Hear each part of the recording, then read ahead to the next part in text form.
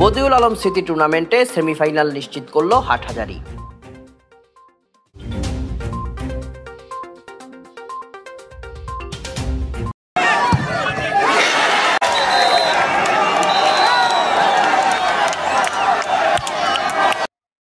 মাঝের বস্তির শাহ বহুমুখী উচ্চ বিদ্যালয় মাঠে চলমান বীর মুক্তিযোদ্ধা বদিউল আলম স্মৃতি ফুটবল টুর্নামেন্টে সেমিফাইনাল নিশ্চিত করেছে আলিফ ফুটবল একাদশ হাটহাজারী।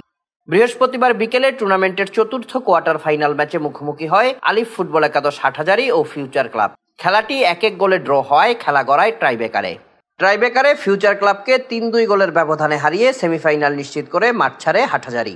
খেলার পর ম্যান অব দ্য ম্যাচ হাটহাজারীর গোলরক্ষক শহীদুলের হাতে পুরস্কার তুলে দেন কোতোয়ালি থানার ওসি তদন্ত শাহেদ পারভেজ।